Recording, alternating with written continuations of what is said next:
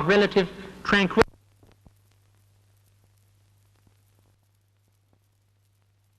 Campaign to an end now, sir.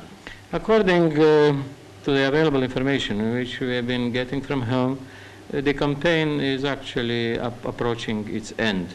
With the fall of Gaza today, we have reached our borders, and that probably means that some of the main objectives in our campaign have been achieved, and from a military point of view it may also mean a soon conclusion, although there are apparently still some pockets in the area where battles are going on.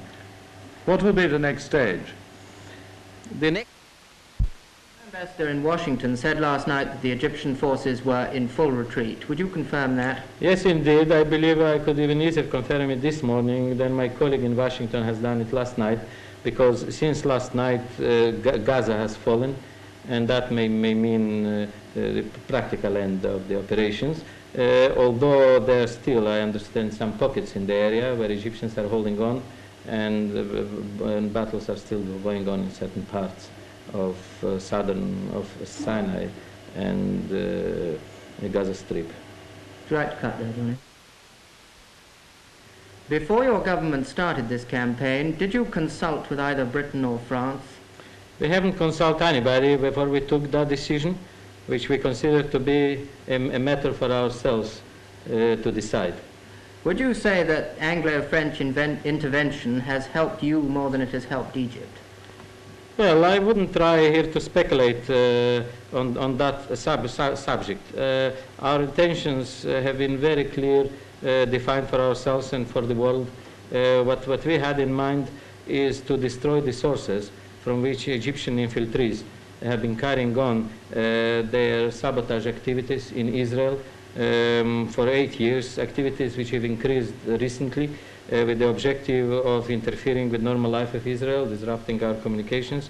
And after all our attempts to see the matter settled through the United Nations, and realizing that Egypt is not going to fulfill her responsibilities under the armistice agreement, and also bearing in mind the increased number of arms and military supplies coming from Russia, and indeed growing Egyptian penetration into the neighboring Arab countries with the intention of surrendering completely Israel and isolating her in a way that will probably leave her facing not only Egypt but simultaneously also Syria and Jordan, which have united under unified command with Egypt. We just felt that it's a question of life and death for us to see that all this shouldn't happen. And that was the main reason behind our operation in Sinai.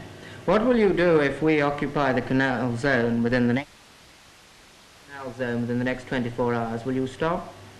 As you know, we have accepted the suggestions which came from you and French government to remain 10 miles south or east of the canal. We have fulfilled that because it was never our objective to interfere with the normal functioning of the canal. It is true that the right of free passage through the canal has been denied to us illegally and in violation of the United Nations decision on that matter by the Egyptian government. And that was and will remain our main purpose, to see that in the future this should not happen. Will you then accept the proposal of the United Nations General Assembly that there should be a ceasefire? Well, I don't know what my government will decide about it. As I said, we had no intentions of occupying Egyptian territory from the very start of our campaign, but I must say also that we would consider this fatal, not only for ourselves, but for the peace and security in the area, if we should be forced to go back where the whole thing started, meaning to say to restore everything as far as Egypt is concerned, and as nothing happened, and encourage them even more so to go ahead with their activities and aggressive intentions against Israel. We are quite determined to see that this should not happen. and